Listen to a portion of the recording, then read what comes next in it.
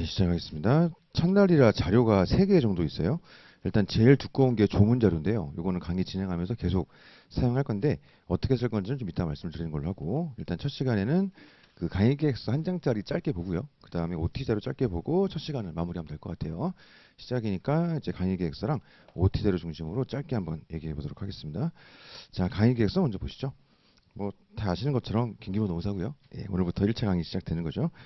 자, 그래서 일정은 오늘 시작해서 3월 11일 날 끝나는데 이제 보강 가능성이 좀 있어요. 그래서 그거는 좀 감안하셔야 됩니다. 그래서 저도 이제 안 하는 게 좋지 않습니까? 그래서 웬만하면 안 하려고 하는데 이게 생각보다 진도가 빡빡해가지고 또 해보면 또 어떻게 될지 몰라. 그래서 하루 정도는 보강이 있을 수 있어서 최대한 없는 걸로 이제 노력하도록 하되, 없도록 노력하도록 하되 이제 변수가 있을 수 있다. 그래서 3월 11일 종강이긴 한데 3월 12일도 일단 비워놓으세요. 혹시 모르니까. 그래서 하루 정도는 보강 가능성이 있으니까 그거 미리 공지 드릴게요. 그다음에 시간은 오후 2시부터 5시 반이고요. 그래서 시간도 웬만하면 맞추려고 하는데 조금씩 딜레이 될 거예요. 그래서 좀 여유 있게 6시 안에 끝나겠거니 이렇게 생각하시고 들으시면 될 것 같습니다. 이제 기본 강의 특성상 이제 시간 내에 끝내기가 좀 어려운 부분들이 있어요. 그다음에 교재는 뭐 다 아시는 것처럼 도화 원투 가지고 진행되죠. 이번에 나온 거라서 따끈따끈합니다. 그래서 참고로 제가 1차 기본 강의를 1년에 2번을 내요. 그래서 여름에 한 번 하고 겨울에 한 번 하거든요. 근데 이제 차이는 뭐냐면 그냥 그 시기쯤 나오는 교재 가지고 하는 거다 보니까 교재 차이가 좀 있습니다. 그래서 전시춘 박사님 같은 경우가 여름에 보통 기본서를 내시고요. 저 같은 경우가 한 1월 말, 2월 초 이때 보통 내거든요. 그러다 보니까 사용하는 기본서의 차이가 좀 있다 이런 겁니다. 그러면 에센스랑 도화랑 뭐가 나으냐 둘 다 괜찮아요. 나름대로 장단점이 있고요. 그래서 이론 파트는 제 책에 조금 더 자세하고요. 에센스에 비해 이론은 자세하게 들어가 있어요. 그 다음에 문제 수는 비슷한데 에센스는 대신에 도화에 없는 OX 문제가 따로 들어가 있어요. 그러다 보니까 그런 차이가 좀 있습니다. 저는 이제 이론적인 부분들을 좀 더 풍부하게 들어가다 보니까 여기다 OX까지 넣었다가는 양이 감당이 안 돼요. 그래서 저는 이제 기출 OX 문제집은 따로 출간을 좀 하고 있거든요. 그러면 그 OX 문제집을 꼭 사야 되냐? 뭐 그건 아니고 어차피 이제 여기 있는 문제들을 그냥 OX 문제화 만들어 놓은 거니까 결국은 그 지문이 그 지문이에요. 그래서 조금 나는 이제 객관식으로 문제를 풀다 보니까는 이제 눈에 익숙해지지 않습니까? 그래서 내가 이걸 제대로 아는 건지 그냥 문제만 풀리는 건지 잘 모르겠다. 이런 분들은 OX 문제집이 굉장히 효율적이긴 한데 뭐 필수로 사야 되는 건 아니니까 이제 그 정도 차이가 있겠다. 그렇게만 좀 말씀드리면 되겠습니다. 그리고 이제 이거는 이제 교재의 차이는 그 시점의 그 좀 방향성의 차이하고도 연결되는 게 있는데요. 아무래도 여름에 1차 강의 보시는 분들은 그 다음 연도 동차를 노리는 분들이 많잖아요. 그러니까 이제 아무래도 1차 강의 때는 좀 빠르게 엑기스 중심으로 좀 이렇게 진행되는 부분이 있고요. 그다음에 2월 강의 같은 경우는 아무래도 동차를 노리는 분들보다는 올해 1차를 일단 먼저 하는 분들이 많단 말이에요. 그러다 보니까 여름 강의 같은 경우는 어차피 좀 이론적인 부분들은 뭐 조금 지나면 연기가 바로 개강되는 그 시점이라서 조금 압축적으로 하고 좀 딥한 내용들을 연기해서 봅시다. 이렇게 하면 되는데 2월 강의 같은 경우는 이제 1차만 올인하는 분들이 많다 보니까 기왕 하는 거 조금 더 자세하게 하는 부분들이 있어요. 그래서 교재에 이제 이론적인 부분들을 좀 더 많이 넣어놓았다 이렇게 보면 되겠습니다. 그래서 우리가 노동법이 1차에서도 쓰이고 2차에서도 쓰이잖아요. 근데 이제 어느 누구도 1차 강의를 순수 1차 강의로만 하진 않아요. 왜냐면 어차피 지금 잘 기초를 닦아놔야 2차 가서 훨씬 수월하다 보니까. 그래서 보통 이제 강사들이 1차 기본 강의를 한 1.5차 정도로 진행하는 경우들이 많은데 제 여름 강의랑 이제 겨울 강의의 차이는 여름 강의 같은 경우는 이제 굳이 얘기하자면 한 1.4차 정도 되고 겨울 강의는 한 1.6차 정도 된다. 뭐 이런 느낌으로 좀 생각하시면 될 것 같습니다. 자, 그래서 강의 목표는 어쨌든 1차 기본 강의니까 가장 중요한 건 1차 시험 합격을 위한 내용들을 정리하는 거죠. 그래서 목표 1번 보시면 법 규정 및 기본 이론에 대한 이해와 각 조민의 유기적 관련성을 좀 파악한다 이랬습니다. 나중에 이제 2차 강의 들어가시면 아시겠지만 요즘 2차 트렌드가 워낙 판례 중심으로 좀 집중되는 부분들이 있다 보니까 2차 공부하시는 분들이 이제 판례 쪽에 워낙 좀 몰입해서 보세요. 그러다 보니까 모든 논의의 시작점이 규정에서 시작됨에도 불구하고 정작 2차 공부를 하는 과정에서는 그게 다 날아가 버리고 그냥 판례만 막 파는 이런 경향이 있단 말이에요. 그러다 보니까 1차 공부하실 때 법 규정의 기본적인 내용들을 잘 다듬어 놓으시면 그게 2차에서도 굉장히 큰 시너지를 낼 수 있어가지고 어차피 우리 시험에 법 규정이 잘 나오기도 하고 기본 이론이 나오기도 하고 그게 길게 보면 2차까지 좀 연결되는 부분이 있다. 그래서 노동법 같은 경우는 1차 시험에도 씁니다만은 2차에도 쓰고 뭐 실무 가셔가지고도 제일 많이 쓰는 거죠. 그러니까는 아무리 많이 투자해도 아깝지 않아요. 그러니까 처음에 공부하실 때 좀 빡빡하게 할 수 있도록 이제 좀 정리를 해보려고 합니다. 특히 이제 1번에 있는 것처럼 규정이라든가 기본 이론 이런 것들을 한번 이해해 보는 걸로 그렇게 가보도록 하시죠. 그다음 2번 객관식 노동법에서 출제 가능한 주요 판례의 사실관계와 법리를 이해한다. 이게 판례를 보는 관점이 1차랑 2차랑 차이가 좀 있어요. 뭐 자세한 얘기는 이따가 말씀을 드릴 건데 뭐 결론적으로 얘기하면 1차는 판례를 이해만 하면 돼요. 이해하면 안 틀려. 어차피 지문으로 나오다 보니까 우리가 법 규정 가지고 트랙 만드는 이런 문제들은 숫자 바꾸고 뭐 할 수 있다 해야 한다 바꾸고 너저분 하지 않습니까? 그러다 보니까는 좀 신경을 많이 써야 되는데 오히려 1차 공부할 때 판례는 내용을 이해만 하면 절대 안 틀려요. 그래서 이해가 굉장히 중요할 수 있겠다. 그래서 그런 이해를 바탕으로 어차피 2차에 가면 그거를 외워야 되거든요. 이걸 이제 외워가지고 사례 문제를 푸는 게 이제 문제가 되는 거지. 1차 시험에서 판례로 만들어진 지문을 풀이하는 거는 이해만 되면 아무것도 아니거든요. 그래서 처음 공부하실 때 최대한 많이 좀 자세하게, 그러니까 1차를 푸는 거 좀 이상으로 이해를 좀 잘 해놓고 이제 그걸 베이스로 해가지고 2차 가셔가지고는 좀 그냥 외울 수 있게 그렇게 한번 만들어 볼 생각입니다. 그래서 규정이랑 판례, 뭐 이게 제일 중요한 거니까 그런 것들을 중심으로 본다. 이런 얘기죠. 다음 페이지 가보시게 되면은 뭐 강의 진행은 보시면 되고요. 그다음에 진도표가 나와 있는데 100% 맞출 수 있지는 않을 거예요. 근데 이제 최대한 이렇게 좀 맞춰볼 생각이에요. 그래서 이거는 그냥 예습하실 때, 야, 이 정도 진도가 나가는 거구나. 저 예습할 때 이렇게 좀 진도표로 활용하시면 좋을 것 같습니다. 자, OT 자료 넘어가시죠. 오리엔테이션 자료 돼 있어요. 자, 1페이지 보시게 되면 일단 1페이지에 맨 위에 제 수험 카페가 있는데 이거는 뭐 제 이메일 주소로 만들어 놓은 카페죠. 그래서 뭐 주소를 모르시더라도 그 다음 포털 들어가셔가지고 김기봉 노무사 치면 나오더라고. 그래서 요거 들어오셔가지고 등급 신청하시고요. 그래서 이게 사실은 카페 자체를 2차 수강생 대상으로 만들어 놓은 거라서 1차 수강생 입장에서는 이제 막 참조할 만한 게 되게 많지는 않아요. 그러니까 너무 딥한 게 많이 들어가 있다 보니까. 근데 가장 활용도가 좋은 건 처음 공부하실 때 그 질문 게시판 활용도가 굉장히 좋아요. 그래가지고 공부하시는 분들마다 스타일들이 다양한데 어떤 분들은 질문이 너무 많은 분들이 있고 또 어떤 분들은 질문이 너무 없는 분들이 있어요. 그럼 서로서로 불안해.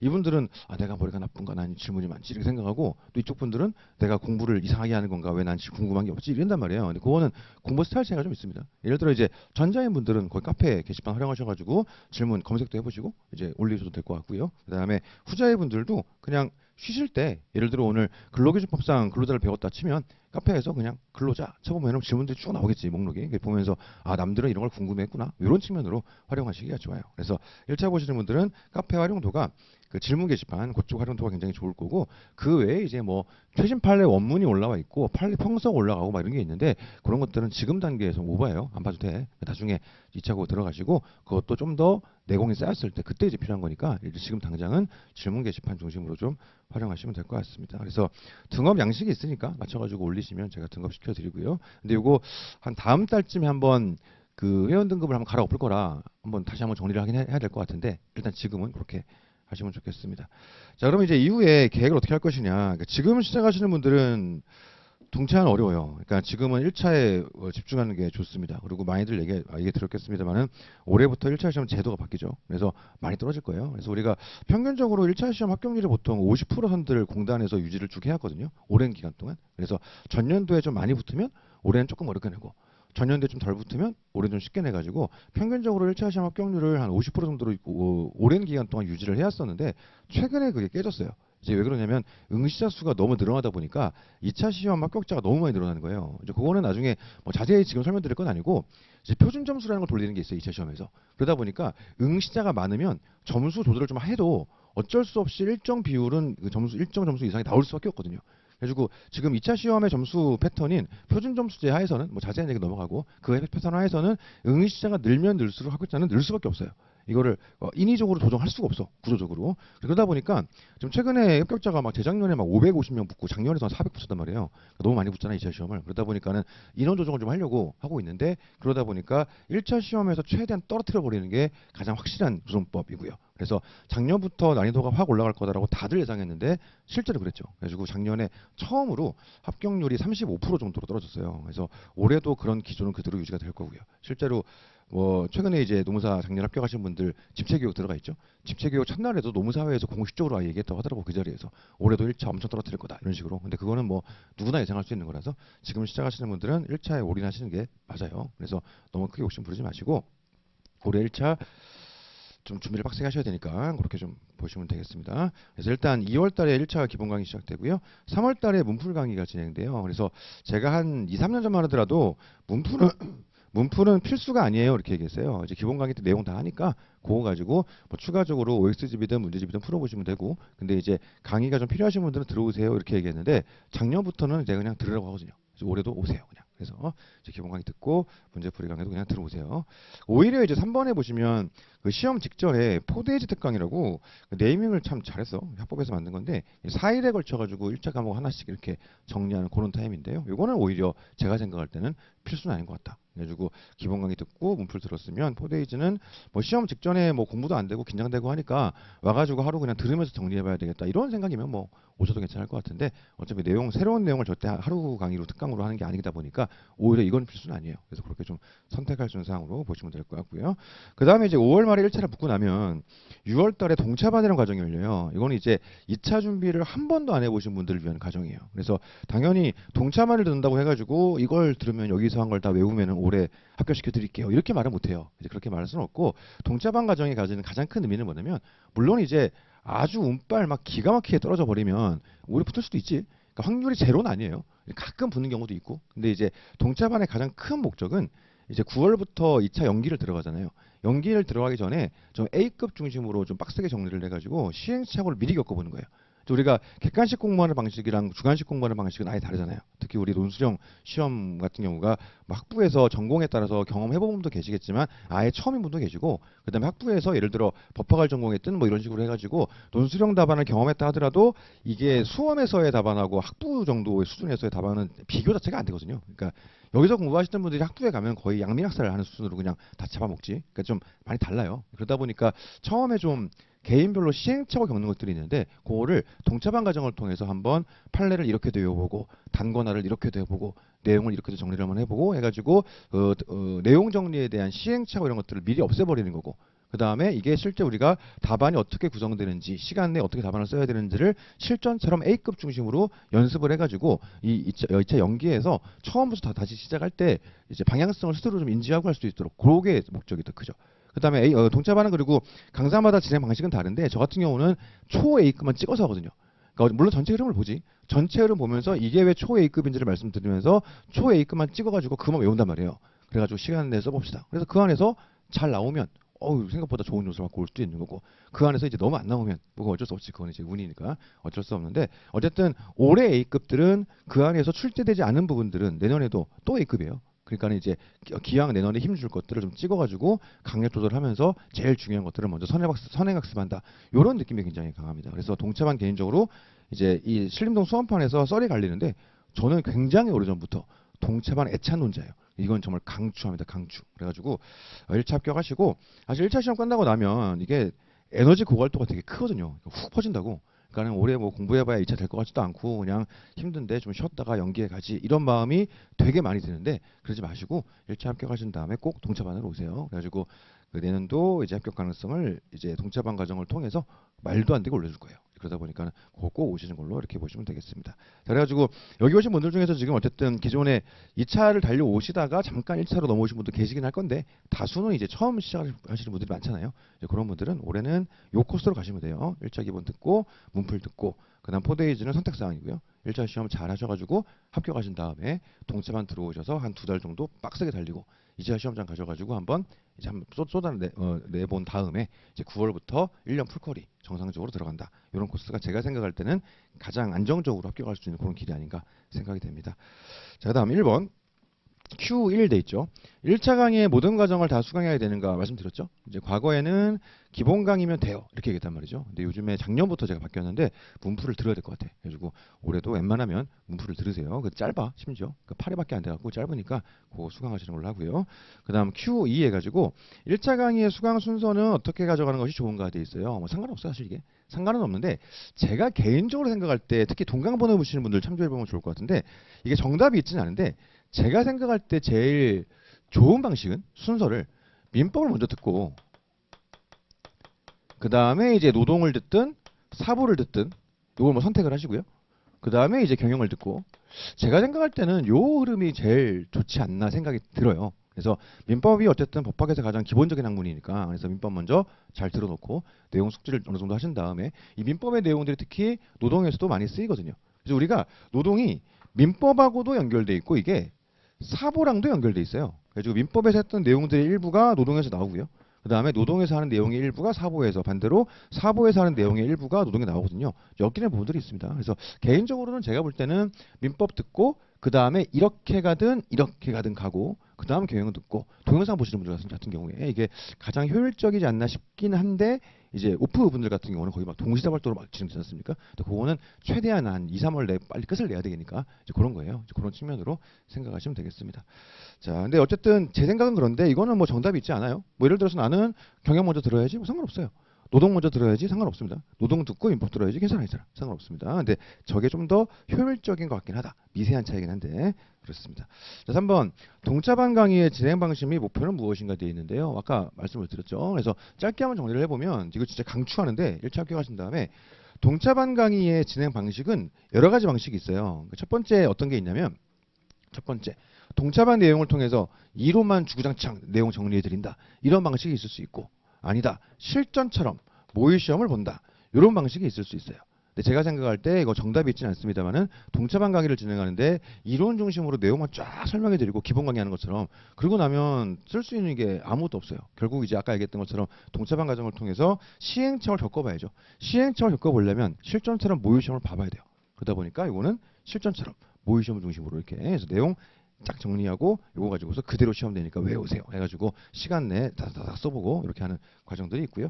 그 다음에 동체반 진행 방식을 이제 전범위를 좀 빠르게 해가지고 뭐 최대한 좀 자세하게 정리해준다. 이런 방식이 있을 수 있고요. 제가 옛날에 이렇게 했었어요. 옛날에. 그래가지고 동체반 진행 과정 기간 동안에 기본서 쫙 깔아놓고서 처음부터 끝까지 빠르게 막 정리한 거지. 그러면 그렇게 하고 나면 제 입장에서는 만족도가 되게 높아요. 아, 다 해들었다 이런 느낌이지 않습니까? 난 다 알려줬어 뭐 이런 느낌으로. 근데 이제 습득하는 사람 입장에서는 너무 단기간 동안에 많은 걸 들어올려니까 이게 습득이 안 되는 거지. 그러다 보니까 어느 순간부터 A급 위주로 내용을 좀 바꿔가기 시작했어요. 그래가지고 지금은 A급 위주로 저는 하고 있더라. 강사마다 차이가 있습니다만은 이렇게 하고 있더라. 그래서 왜 이렇게 하는가? 일단 두 가지 이유가 있는데, 첫 번째로 이렇게 해야지 양을 많이 줄여들어야 소화가 가능하고, 자반 현출이 가능한, 어차피 우리 시험 중심으로 준비를 하니까 소화가 가능하고, 그 다음에 아까 얘기했던 것처럼 어차피 올해 A급은 내년에도 A급이에요. 그러다 보니까 그렇게 좀 어떤 게 중요한지를 미리 좀 잡아놓고 가면 더 좋을 수 있겠다. 이런 느낌으로 볼 수 있을 것 같습니다. 자, 그 다음에 이제 어쨌든 동자반 과정을, 이런 과정을 통해서 가장 큰 목표는 뭐냐면, 물론 운빨 기가 막히게 터져가지고 합격한다. 아, 그럼 좋지. 근데 이게 쉽지 않은 게 왜 그러냐면, 특정 과목은 잘 나올 수 있어요. 한두 과목은. 근데 우리가 네 과목이 다 잘 나와야 되지 않습니까? 그게 어려운 거지, 그게. 그러니까 이제 확률상으로, 그러니까 예를 들어 노동법만 딱 해가지고 합격 가능하게 만들어 보자. 이건 가능할 수 있어요. 근데 그게 네 과목 모두가 맞춰져야 되니까 그 모두 경우의 수가 맞춰지기가 사실은 확률적으로는 매우 희박하죠. 그래서 쉽진 않고, 그래서 가능성이 없지는 않은데, 이걸 가지고서 이것만 들으면 합격시켜드리겠습니다 이러면 학원이 사기치는 거예요. 그건 말이 안 되고, 대신 오히려 좀 더 본질적인 목적은 뭐냐면은 시행착오를 줄인다. 그래가지고 시행착오를 미리 겪어보고, 그렇죠. 그 다음에 내년도 1년간 2차 과정을 들어감에 있어서 일종의 방향성을 잡는다. 뭐 이런 것들이 오히려 좀 가장 본질적인 목표다. 이렇게 볼 수 있습니다. 근데 아무리 이렇게 얘기해도 아까 얘기했듯이 사람 사는 게 비슷해요. 1차 붙고 나면 다 훅 퍼져가지고 아예 안 될 것 같은데 쉬어야지 이렇게 다들 생각한다고. 근데 그러지 마시고 꼭 동체반으로 오세요. 강추합니다. 강추. 예, 넘어가시죠. 자, 이 페이지 가보시면 기본 강의 시즌 공부법 되어 있습니다. 일단 강의에 절대 빠지면 안 되고요. 동강 보는 분들 밀리지 마세요. 그래서 너무 완벽하게 하지 않아도 괜찮으니까 일단 완강을 해야 돼. 그리고 그다음에 복습을 통해서 이제 커버하는 거니까 절대 빠지지 않도록 하고요. 우리 교재 구성이 어떻게 되어 있냐면 챕터별로 이론이 먼저 나오고 그 다음에 객관식 문제가 엄청 들어가 있어요. 그러니까 이게 최근 한 10개년치의 노무사교처럼 당연히 다 들어가 있고, 그다음에 옛날 사시 끝물 때 그 시험 문제 다 들어가 있고요. 그다음에 7급, 9급 공무원 시험에도 나오죠. 거기는 물론 이제 우리랑 다른 게 우리는 오지 산다인데 거기는 공무원 시험은 사지거든요. 근데 그 사지를 오지로 바꿔놨어요. 다 조합해가지고. 그래서 공무원 시험 7급, 9급, 노무사, 옛날 사시까지 다 넣어놨으니까 문제가 좀 많아요. 근데 문제를 푸세요. 복습하실 때. 그래서 조금 빡세게 할 건데 좀 거칠게 하더라도 푸세요. 왜냐면 이거 쌓아놓으면 문제가 너무 많아. 그래가지고 나중에 한꺼번에 하려고 그러면 감당이 안 돼요. 그래서 그때그때 문제를 좀 풀면서 빠져나가야 됩니다. 그래서 문제를 보고 뭐 대단히 무언가를 1차 강의니까 대단히 무언가를 외우지 않아도 괜찮아요. 그래서 내용 중심으로 강의 들었던 거 정리하면서 내용 한번 이해해보고 문제를 풀어야 돼요. 문제를. 오케이. 그래가지고 내용 숙지하고 필기 노트에 필기한 내용 중 필요하다 싶은 내용들을 교재에 옮겨 적고 그 다음에 3번 문제를 풀어야 돼요. 그래서 우리가 이제 판서를 할 때 그냥 처음 시작할 때 보통 잘 안 지우고 저기서부터 여기까지 쭉 판서한 다음에 뭐 쉬었다 가시죠 이렇게 하거든요. 그래서 그거는 그때그때 받아 적으셔도 되고 뭐 사진 찍어도 돼요. 끝나고 나서 상관없는데 아무튼 그거 하신 다음에 판서한 내용들을 뭐 다 옮길 필요까지는 없을 것 같고 이제 본인 보시기에 아 이거는 내용이 좀 옮기는 게 좋을 것 같다 싶은 것들은 옮겨 적으시고요. 그래가지고 적어놓고서 그 이제 복습할 때 활용할 수 있으니까 그래서 다 옮길 필요까지는 없어요. 본인이 그냥 필요한 것만 옮기시면 됩니다. 그 다음에 문제를 풀어야 돼 문제를. 그래서 내용 이해하고 문제를 푼다. 2차 시험 같은 경우는 많이 써본 사람이 이겨요. 1차 시험 마찬가지예요. 많이 풀어본 사람이 이겨. 문제를 풀어야 돼 문제를. 내용 아무리 봐봐야 의미 없어요. 문제를 풀어야 돼. 그래서 내용 이해하고 지금 당장은 뭐 외우지 않아도 괜찮으니까 문제를 푸세요. 밀리지 않게.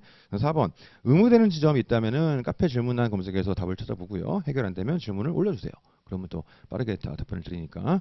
자, 5번 그리고 이게 이제 다른 과목하고 지금 막 동시에 진행하는 분들이 있다 보니까 이게 될지 모르겠는데 가능하면 다음 진도 파트 이론을 좀 거칠게라도 읽어보고 오시면 그 다음날 강의 효용성이 많이 올라가요. 효율이 올라가니까 그렇게 좀 하시면 좋을 것 같습니다.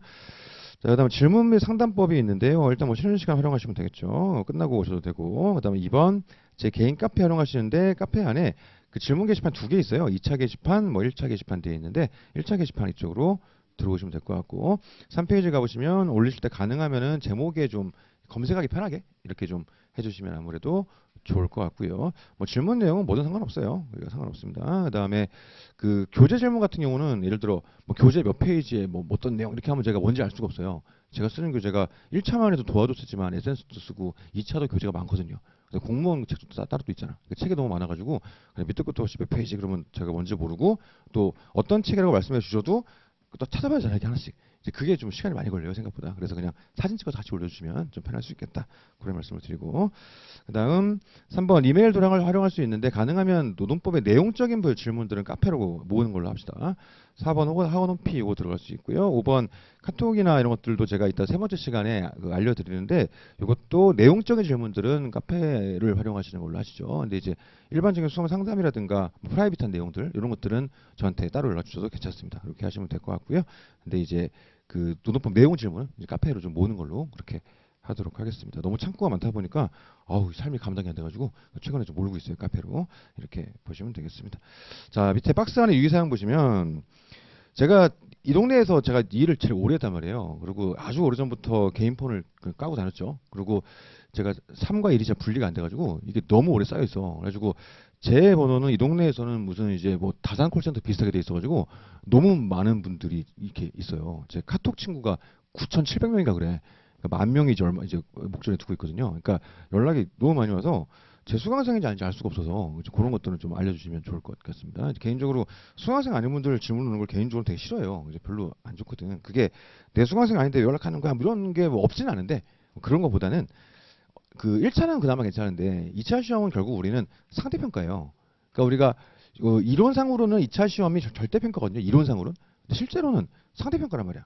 그러니까 우리가 그 남들에 비해 좀 더 잘해야 이게 우리가 더 많이 붙는 거란 말이에요. 그래서 우리 수강생 아닌 분들한테 제가 직접이든 간접이든 도움을 드리게 되면 아유 나 좋은 일 했네 이렇게 되는 게 아니고 그게 결국 우리 분들한테 피해를 준단 말이에요. 그러다 보니까는 그게 되게 싫거든.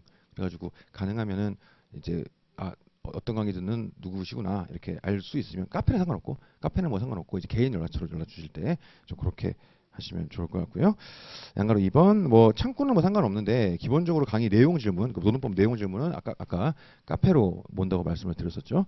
양가로 3번 프라이빗한 내용들은 뭐 당연히 상관없고요. 그래서 생각보다 되게 많은 연락 상담이 와요. 그래서 막 연애 상담도 오고 근데 그걸 제가 전문가가 아니라 잘 모르겠는데 그냥 뭐 그렇긴 한데 뭐 제 입장에서 최선을 다해서 말씀을 드리긴 합니다만은 이렇게 돼 있고요. 그다음에 양가로 4번 뭐 가끔 오시는 분들은 뭐 개인 연락 주셔도 상관없을 것 같고 근데 가능하면 내용적인 부분들은 그래도 카페가 좋긴 좋고요. 양가로 5번 전화 밤에 술 드시고 전화하시는 분들이 많아요 생각보다. 근데 이거는 안 돼. 그래서 이렇게 하시면 안 될 것 같고 양가로 6번 주변에 이제 어려운 상황이 있어가지고 좀 어려운 분들 있으면 뭐 제가 도와드릴 수는 있는데 기업의 실무 담당자분들 있지 않습니까? HR 담당자 이런 분들 그런 분들은 자문노무 선택하시는 걸로. 전 수험 강의를 하는 사람이니까 저한테 자꾸 물어보시면 제가 잘 모르기도 하고 저한테 물어보시면 맞지 않은 것 같아요. 이제 대신에 이제 주변에 그 예를 들어 이제 뭐 산재 이런 것들은 되게 초기 대응이 중요하단 말이에요. 그러니까 해고, 뭐 체불 이런 거야 초기 대응 엉망으로 해도 나중에 수습이 가능한데 산재는 초기 대응을 엉망으로 해버리면 나중에 수습할 수가 없어요. 이제 그런 것들 특히 이제 사고 쪽 말고 질병 쪽 있지 않습니까? 그죠? 특히 중증 질병, 뇌 쪽, 뭐 심장 쪽 이런 거 이런 것들은 어설픈 데 가지 마시고 연락 주세요. 뭐 제가 잘하는 대로 소개시켜 드릴 테니까 그렇게 하면 될 것 같습니다. 그래서 어쨌든 그 수험판에 들어온다는 게 가장 궁극적인 목적은 이거를 잘 준비해가지고 노무사가 된다. 이게 가장 궁극의 목적이긴 한데 그게 아니라 하더라도 어쨌든 내가 이 공부를 하고 있는데 주변에 마침 좀 이런 어려운 일이 생겼다. 그러면 어쨌든 인맥들을 통해서 뭔가 도움될 수 있는 게 있어야 되는 거니까 이제 그런 면에서 필요한 게 있으시면 연락 주시면 아마 대한민국에서 가장 많은 노무사를 아는 사람이 절 거예요. 아마도. 그러니까 웬만한 노무사회 회장님들보다 제가 많이 할 거야. 그러다 보니까는 적재적소에 필요하신 분들을 제가 소개해드릴 수 있어서 뭐 커미션 이런 거 없고 그냥 제가 그냥 그 선의로 해드리는 거니까 그래서 이런 것들은 연락 주시면 될 것 같다. 대신 다시 말씀드리는데 기업 실무자분들은 저한테 연락하시면 안 됩니다. 이런 것들은 자문노무사에게 가시는 걸로 고려 가시면 되고요. 양아로 7번 밑에 것도 보시면 아무 때나 전화 오는 경우들이 많아요. 그래서 뭐 수강생한테 번호를 받았다 이러면서 근데 그게 힘들어가지고 그 하시면 안 될 것 같고 양아로 8번 그 다음에 뭐 이후에 이제 2차 강의 가셨을 때 강사를 바꾸실 수 있겠죠. 그건 뭐 당연히 개인 선택이니까 그걸 서운해하진 않는데 그 질문 창구는 당연히 이제 옮기셨으면 그쪽으로 가시는 게 맞겠죠. 그래서 이제 제 답변이 막 캡처가 돼가지고 다른 강사한테 넘어가고 이런 게 좀 있어가지고 그건 좀 불편해요. 그래서 그거 좀 말씀을 드리고요. 양가로 9번 이게 강사들이 막 개인 폰을 까는 문화가 노무사 수강반에 좀 특이한 문화예요. 그래서 이게 일반적인 상황은 아니거든요. 그래서 요거를 하지 않는다 그래가지고 막 자꾸 항의하는 분들이 있는데 다른 강사분들한테 컴플레인 들어가는 거 이렇게 하시면 안 되겠습니다. 자, 그래서 기본적인 OT는 이 정도로 하고요. 자, 5페이지 가보시면 규범과 계약 돼 있어요. 이거 자체가 시험에 나오진 않지만 이 내용을 좀 잘 이해를 해보셔야 이후에 노동법 강의 들으면서 조금 이해도가 높아질 수 있을 것 같습니다. 그래서 가장 기본적인 내용들이라 첫 시간에 한번 해보려고 해요. 나중에 우리가 볼 건데 이런 내용들이 나와요. 뭐 취업규칙은 기업 내 법규범이다. 뭐 이런 얘기가 나오고요. 그 다음에 단체협약은 노동조합과 사용자가 체결한 계약이지만 단협의 내용 중 근로조건 기타 근로자에 대우하는 기준은 사업장 내에서 규범적 효력이 발생된다. 뭐 이런 식의 표현들이 나오거든요. 그럼 지금 쓱 들으면 이게 뭔 소리야 싶을 수 있다고. 근데 그걸 좀 이해하려면 그런 내용들을 규범과 계약이 무엇인지를 이해해야 돼요. 아주 기본적인 내용이죠. 그걸 한번 얘기해 보도록 하겠습니다. 그럼 규범은 뭐냐면 쉽게 말하면 룰이에요. 룰. 그냥 룰. 이게 규범이에요. 규범. 계약은 뭡니까? 약속이지 약속. 그러니까 룰은 뭐냐면 규범은 뭐냐면 이 조직의 룰 이런 거예요. 그러니까 어디를 가도 룰이 있어. 예를 들어 교회에 간다. 그럼 종교단체의 일종의 종교 규범이 있는 거죠. 그러니까 어디 그게 교회법 이런 데 써 있을 수도 있고 혹은 그 신도들이 그냥 자기들끼리 알고 있을 수도 있어요. 예를 들어서 상식적으로 교회에 갔는데 그러니까 특정 종교를 비하하려는 게 아니고 승복을 입고 가가지고 머리 밀고 막 교회에 들어간다. 좀 이상하잖아 이게. 그러니까 그러면 어떻게 되겠어요? 그거를 금지하는 무슨 법이 있지는 않겠지만 어쨌든 그 종교 규범 문화의 룰에 안 맞잖아 그게. 그러면 신도들이 이렇게 좀 눈총을 주겠지. 그런 거예요 그런 거. 그런 게 규범이에요. 사회적으로도 어떻습니까? 사회적으로 에티켓 이것도 일종의 룰이지. 우리 사회 조직의 룰 이런 거예요. 그러니까 법만 따지면 뭡니까? 금연구역 같은 게 있죠. 거기서만 담배를 피우지 않으면 이건 위법이 아니에요. 근데 우리 사회 에티켓이라는 게 우리 어떤 게 있나요? 어디에 나와 있지 않습니다만 당연히 우리가 이런 거지. 소위 길빵이라고 하죠. 걸어가면서 담배를 피우는 건 나쁜 행동이야라고 다들 인식을 좀 하고 있고 횡단보도 앞에서 사람들 모여있는데 거기서 담배를 막 피우고 있다. 이게 나쁜 행동을 다 인식한단 말이에요. 이런 게 일종의 규범이에요. 그러니까 사회에서 규범은 너무 많아. 그러니까 사회 에티켓 일종의 사회 규범 이런 것도 있고 정치에도 정치 규범이 있는 거고 종교에도 종교 규범이 있는 거고 그런 겁니다.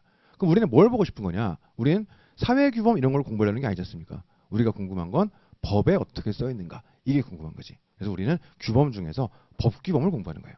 그래서 우리가 법을 공부하실 때 규범이 어쩌고 이런 말이 나오면 법에 써 있는 룰 이거구나 이런 느낌으로 이해하면 되겠습니다. 그게 규범이에요. 그럼 계약은 내가 합의를 한 거, 약속을 한 거 이게 계약이죠.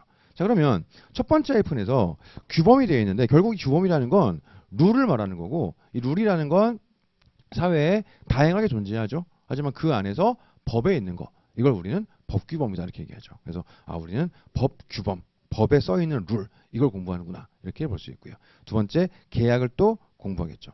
두 번째 하이픈에서 법규범과 계약에 그 공통점이 있고 차이점이 있어요. 공통점은 무엇이냐? 법규범이든 계약이든 나랑 이 사람의 관계를 규율해요. 그래가지고 나랑 이 사람이랑 소송이 걸리면 판사는 뭐 가지고 판단하겠어요? 두 가지로 판단하겠지. 갑과 을이 지금 분쟁을 이제 벌이고 있는데 이걸 해결하기 위해서 1번 법에는 뭐라고 써 있니? 이걸 보겠지.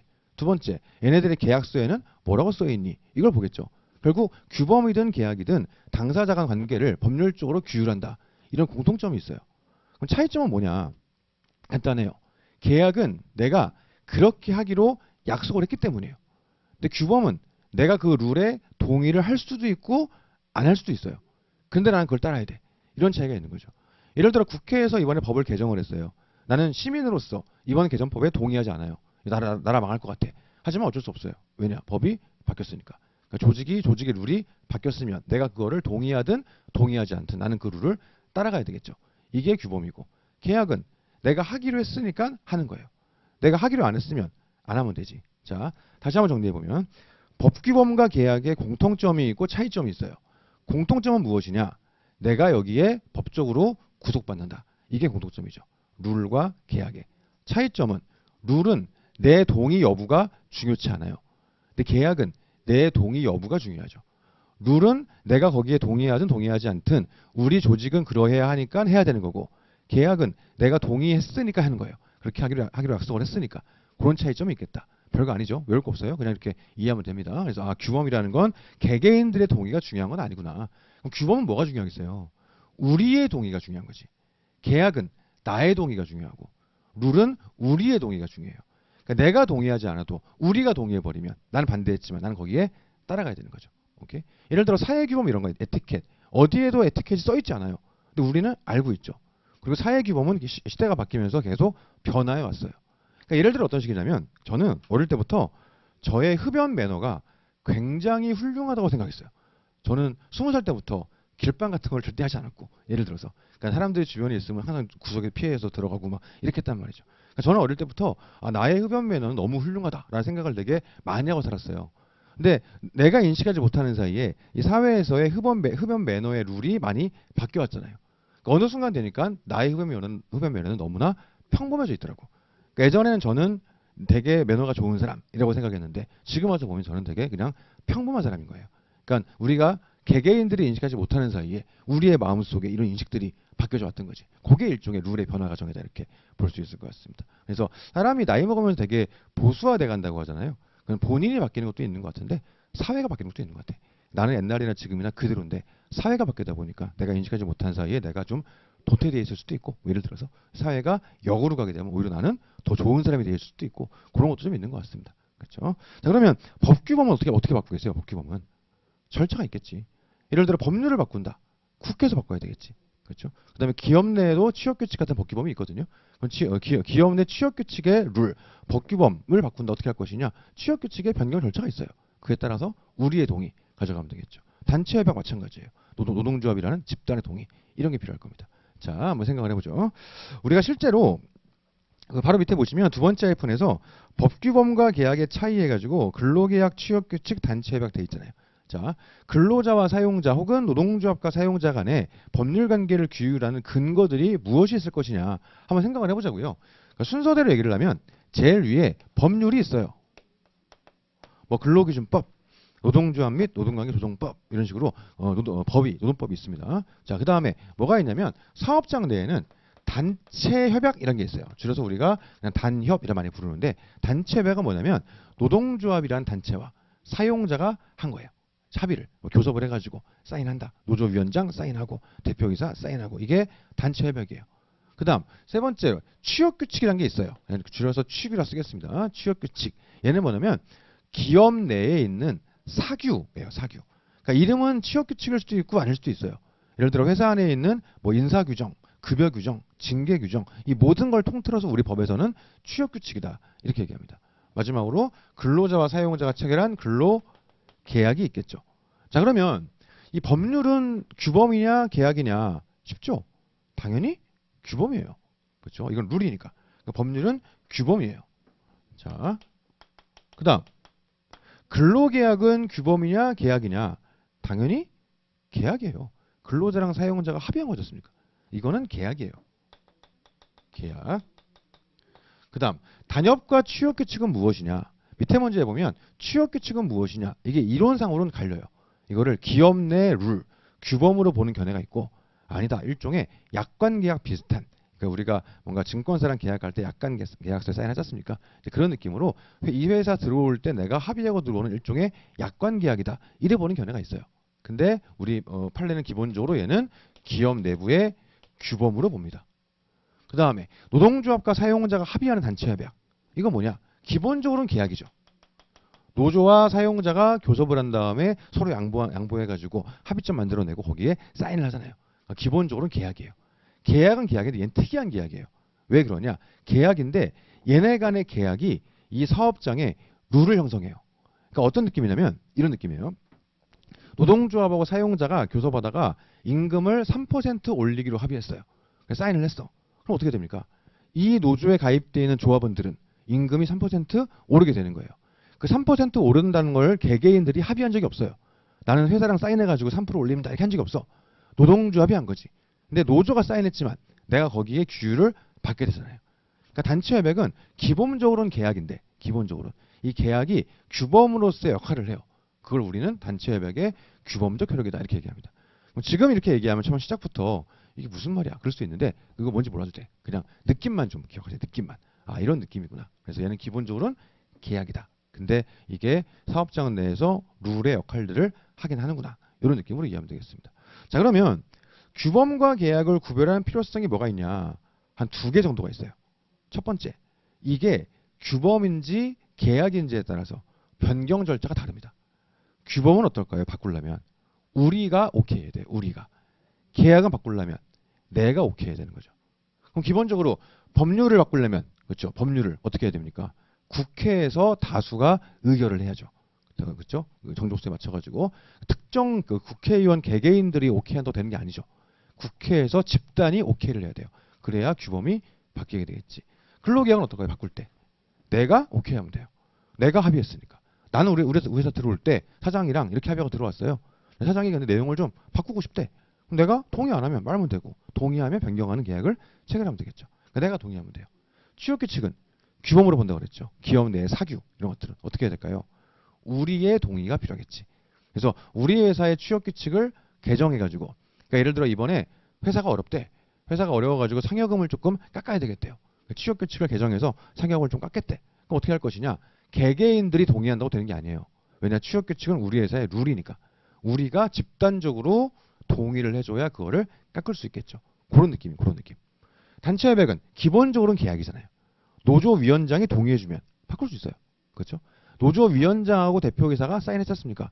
사인한 다음에 내용이 좀 서로 마음에 안 드는 거야. 좀 바꿀까? 이게 된 거죠. 오케이 해서 바꿨어. 또 사인했어요. 끝나는 거지 뭐.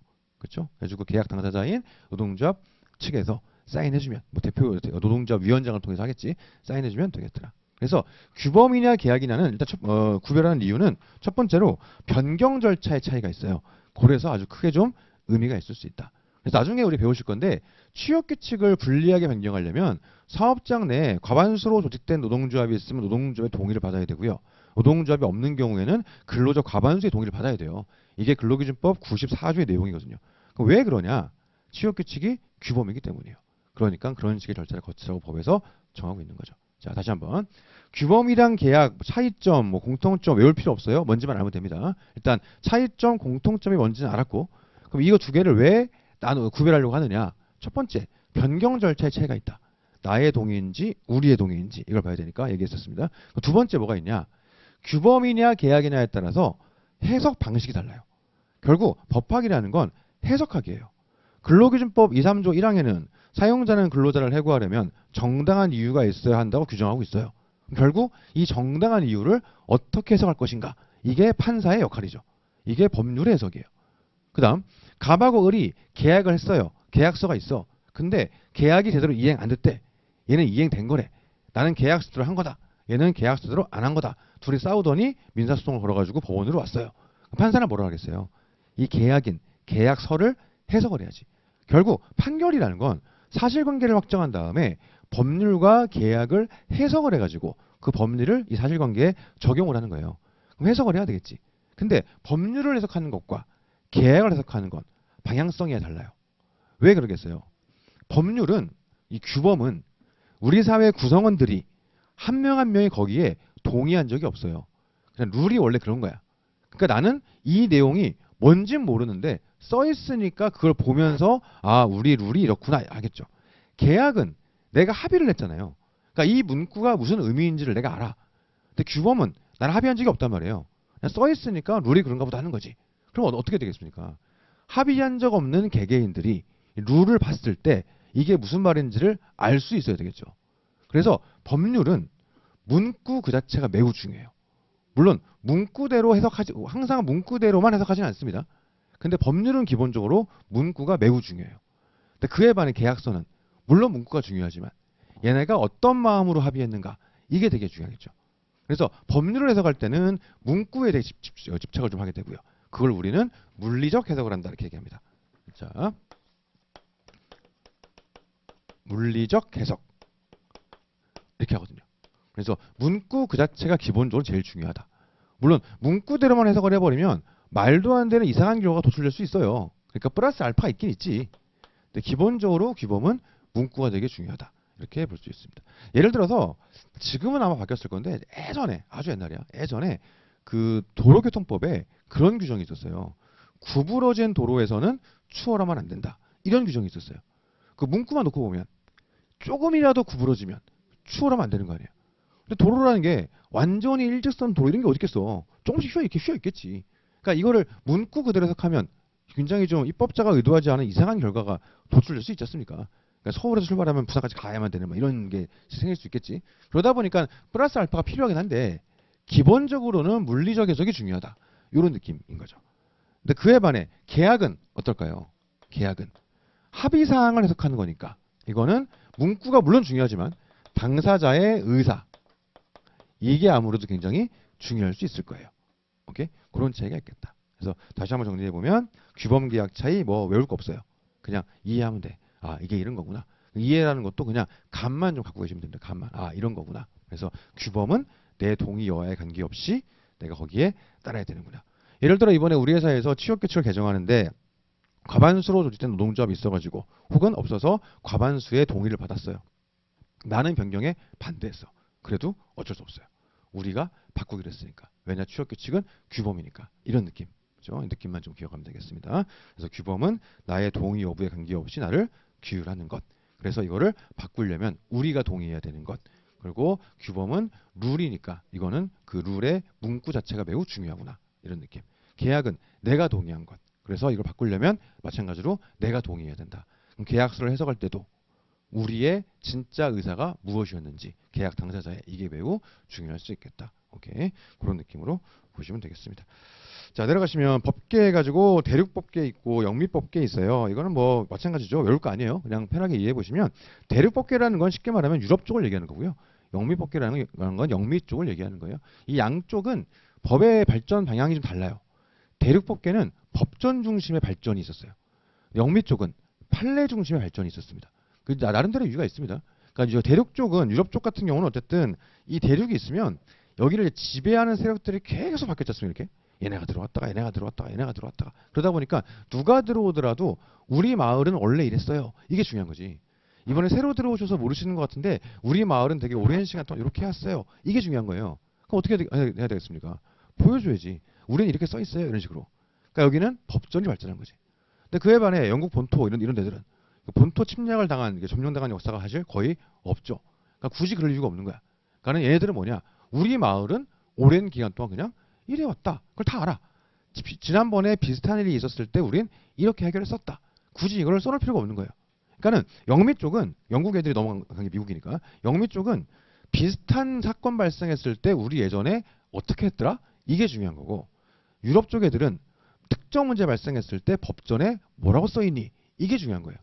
그러다 보니까는 대륙법 쪽은 그 문구의 해석 이게 되게 중요한 거고 영미 쪽은 경험, 선례 이런 게 되게 중요한 거죠.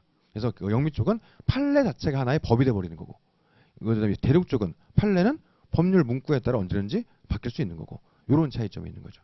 그럼 우리는 어디냐? 기본적으로는 대륙법 쪽이에요. 물론 노동법이 좀 특성상 판례의 중요도가 매우 높아지면서 영미 좀 비슷하게 가고 있긴 한데 기본적으로 우리는 대륙법 쪽이에요. 그럼 무슨 말이냐? 모든 논의의 시작은 법 규정에서 시작하는 겁니다. 유럽 쪽 애들이 분쟁이 발생합니다. 분쟁이. 어떻게 할 것이냐? 법대로 하자 이 말은 법에 어떻게 돼 있나를 보자예요. 영미 쪽 애들이 분쟁이 발생했어요. 법대로 하자. 이거는 선례를 보자는 거예요. 비슷한 일이 있었을 때 어떻게 했었는지 보자 이런 거죠. 우리는 뭘 봐야 돼요? 법전을 봐야지. 그래서 모든 논의의 시작은 법 규정에서 시작합니다. 오케이. 그래서 우리는 그렇구나. 그래서 요거는 그래서 우리는 일단 모든 논의의 시작이 법 규정에서부터 시작되는 거구나. 그렇게 중요한 거구나를 좀 인식하는 정도로 보시면 되겠습니다. 법의 종류는 보시면 될 것 같고, 그다음 법의 체계 가지고 헌법이 맨 위에 있고 그에 따라 법률들이 있고요. 그다음 법규 명령이 있죠. 헌법은 어디서 바꾸나요? 국민 투표를 해야지. 법률은 국회에서 바꾸는 거고, 대통령령은 국무회의에서 바꾸는 거고, 대통령 이하 국무위원들 들어가지고 국무회의에서 시행령을 바꾸는 거고, 그 다음에 시행규칙, 노동부령 이런 것들이 시행규칙이죠. 이런 것들은 각 부처에서 바꾸면 되겠지. 오케이. 자, 그다음 법의 분류 마찬가지예요. 외울 거 없습니다. 공법과 사법이 있어요.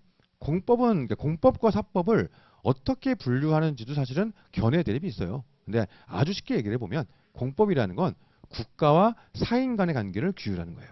그렇죠? 가장 대표적으로 형법 이런 거. 국가가 우리를 처벌한다. 있지 않습니까? 행정법 이런 거. 이런 게 공법이죠. 그럼 사법은 뭐냐? 사인과 사인 간의 관계를 규율하는 거예요. 가장 대표적인 게 우리 1차에서 공부하시는 민법이죠. 그렇죠? 얘가 얘한테 돈을 빌려줬는데 어떻게 해야 되니? 이런 느낌. 그렇죠? 돈을 갚아야 되니 말아야 되니 이런 거. 그렇죠? 언제 반환해야 되니? 이런 것도 있지 않습니까? 이게 사인 간의 관계를 규율하는 것. 이걸 우리가 사법이라고 합니다. 자, 그러면 노동법은 공법이냐 사법이냐? 굳이 고르자면 굳이 하나 고르자면 사법이에요. 굳이 고르자면. 근데 노동법은 공법의 성격을 매우 많이 가지고 있어요. 그래서 이럴 땐 국가가 이렇게 하고, 이럴 땐 국가한테 이거를 도와달라고 하고, 이럴 때는 국가가 처벌도 하고. 민법에서 처벌 조항이 있지는 않잖아요. 그렇죠? 민법 몇 조를 위반하면 뭐 감옥에 보냄 이런 건 없죠. 노동법은 있어요. 그러니까는 공법적 성격도 많이 가지고 있더라. 그래서 우리가 노동법이나 예를 들어 뭐 경제법 이런 식의 중간 지점에 있는 법들을 사회법이다 이렇게 많이 불러요. 공법과 사법의 교착 그래가지고 사회법이다 이렇게들 많이들 부르긴 합니다. 자, 이 얘기 왜 하냐면 강의하다 보면 중간중간에 공법관계 뭐 이런 말을 써요. 공법적 영역에서 이런 식으로. 그래서 공법이 어쩌고 이 말 나오면 국가와의 관계를 얘기하는 거구나. 이런 느낌으로 생각하시면 되겠습니다. 예를 들어 국가에 의해서 뭔가 시정 면역이 떨어진 거예요. 이번에 노동조합과 사용자가 단체 협약을 체결했어요. 근데 단체 협약의 내용에 법률을 위반한 내용이 있었던 거지. 그래서 행정관청이 노동위원회 의결을 거쳐가지고 이 단체 협약을 고쳐라라고 명령을 떨어뜨린 거예요. 이게 일종의 공법관계 문제겠죠. 공법의 영역 문제일 것이고, 그렇죠? 그 다음에 사법의 영역은 내가 얘랑 근로계약을 체결했는데 얘가 이행하지 않는 거예요. 임금을 이만큼 주기로 했는데 안 주는 거야. 이런 것들을 규율하는 거. 이게 일종의 사법관계겠죠. 그러다 보니까는 강의 중간중간에 공법적 영역, 뭐 공법관계 이런 말이 나오면 국가와의 관계를 얘기하는 거구나 생각하시면 되고, 사법관계에서 이런 말을 쓰면 그냥 근로자와 사용자, 노동조합과 사용자 관계를 말하는 거구나 이렇게 생각하시면 되겠습니다. 오케이. 그 다음에 이제 뭐 실체법과 절차법이 있는데, 실체법이라는 거는 누구 말이 맞아 이런 거죠. 민법에서 돈을 갚아야 돼 말아야 돼 이런 거. 형법에서 범죄 아니야 이런 거. 이런 게 실체법이고요. 민법, 형법 이런 거. 절차법은 그래서 어떻게 해야 되는데 이런 거죠. 그래서 민사소송법, 형사소송법 이런 것들이 절차법이죠. 그러면 노동법은 무엇이냐? 기본적으로는 굳이 하나 고르라고 하면 실체법이에요. 굳이 고르라고 하면. 그렇죠? 임금을 어떻게 줘야 되냐? 근로시간 어떻게 해야 되냐? 이런 식이니까. 근데 절차에 대한 내용도 굉장히 좀 많이 들어가 있어요. 이럴 땐 노동위원회 구제 신청을 제기해가지고 이렇게 해야 되고 이런 식으로. 그래서 굳이 고르자면 실체법이긴 한데 절차법적 영역도 많이 들어와 있다. 그래서 노동법이라는 학문이 굉장히 좀 현대적인 학문이기도 하고 굉장히 재밌어요. 그래서 그런 느낌으로 다양한 성격들이 들어가 있다. 이렇게 좀 이해하시면 되겠습니다. 그래서 5페이지 한 페이지를 놓고서 뭔가 얘기를 많이 했는데 별거 아니에요. 그냥 이런 거구나. 그냥 처음 시작이니까 감각적으로 이렇게만 좀 생각하시면 되고, 특히 규범과 계약이 어떤 차이점이 있는지에 대한 방향성 이런 것들은 조금 이해하시면 이후에 공부하실 때 많이 도움 되실 겁니다. 넘어가시죠. 자, 6페이지 가보시게 되면 노동법이란 자본주의 사회에서 근로자가 인간다운 생활을 할 수 있도록 종속관계를 규율하는 법규범의 총체를 의미한다 되어 있어요. 자, 노동법이란 개별적인 법률은 존재하지 않죠. 노동관계를 규율하는 모든 법을 다 통틀어서 노동법이다 이렇게 부르는 거예요. 근데 노동법이란 걸 왜 굳이 나오게 되었는가? 얘는 기본적으로 인간이 대등하지 않기 때문이에요. 그래서 우리가 대등함을 지향하지만 실제로 인간들은 대등하지 않거든요. 그 대등하지 않음을 전제하고 나니 약자들을 지원해야 되겠다. 이 생각이 들었던 거죠. 그래서 만든 게 노동법이다. 이런 겁니다. 자, 읽어보시면 노동은 일반적 상품과 달리 인격을 내포하고 있기에 노동력을 제공하는 노조에 대한 특별한 배려가 요청되는 법 영역이에요. 근대 시민법의 기본 원칙, 소위 근대 시민법의 3대 원칙이라고 불리는 가로 안에 있죠. 세 가지 원칙이 있어요. 소유권 절대 원칙, 계약 자유 원칙, 과실 책임주의 이런 것들. 이게 서구가 그 옛날 과거 봉건 사회에서 근대 사회로 넘어가면서 이 시민법이 우리로 치면 민법이죠. 민법을 영어로 하면은 좀 발음이 좀 뭐하긴 한데 뭐 시빌 러 어떻습니까? 이제 그게 민법이잖아요. 이게 시민법, 그렇죠? 그래가지고 근대 민법 시대가 태동하면서 그 이후에 왕정 시대 이런 시대랑 비교하면 말도 안 되는 발전이 있었죠. 그 전에는 어땠습니까? 귀족이 지나가다가 갖고 와, 그럼 가져가는 거예요. 내 거를, 내 건데, 그렇죠? 나의 소유권인데 이런 거지 않습니까? 그 다음에 귀족이랑 약속을 했어요. 근데 귀족들은 약속을 안 지키는 거야. 나랑 계약했는데, 있지 않습니까? 그 다음에 나는 잘못한 게 없어요. 근데 네가 그런 신분으로 태어난 네 잘못이래. 나보고 책임지라는 거야. 난 잘못한 게 없는데. 그런 시대를 살아온 사람들한테 근대 시민법 3대 원칙인 소유권 절대 원칙, 얘 소유권 건들지 마 이런 거. 계약 자유 원칙, 자유롭게 계약하고 계약은 신성하니까 지켜야지 이런 거. 과실 책임주의, 실수한 놈이 책임지는 거지. 과실 없는데 얘가 왜 책임지냐. 이런 원칙이 자리 잡았던 그 시대는 그 이전과 비교하면 말도 안 되게 발전된 시대죠. 근데 이게 현대적 관점으로 보면 이 역시도 부족한 거예요. 그러니까 한 발 더 발전해야 되겠지. 자, 예를 한번 들어보자고요. 자, 근대 시민사회가 들어오면서 계약 자유 원칙이라는 게 생겼어요. 그래서 얘네들은 자유롭게 계약할 수 있고 계약은 신성하니까 약속했으면 지켜야 돼. 안 지키면 책임을 져야 돼요. 내가 그렇게 하기로 약속을 했으니까. 이거를 노동관계에서 그대로 갖고 들어와 버리면 끔찍한 문제가 발생돼요.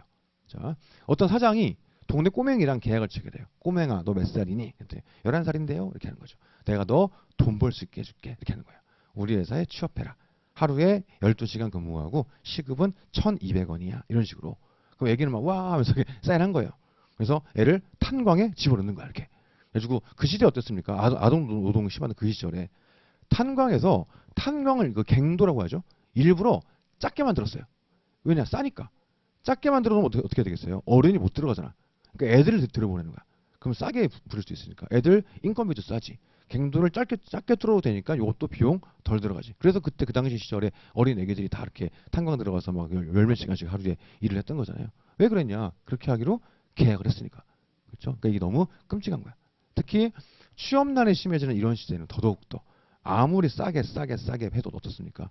사람들이 지원을 하죠. 그 돈 받고라도 하겠다. 이런 식으로. 그렇죠? 그러다 보니까 이게 좀 문제가 생기겠더라. 그래서 노동관계는 기본적으로 시장에 맡겨놔서는 필연적으로 시장 실패가 발생할 수밖에 없는 영역이에요. 그러다 보니까 국가가 좀 개입을 해야 되겠다. 그래서 얘네들의 계약 자유로 맡겨놔서는 안 되겠더라. 그래서 계약을 좀 공정하게 가져가자. 이렇게 된 거죠. 그러면 계약을 공정하게 가져가기 위해서는 어떻게 해야 되겠어요?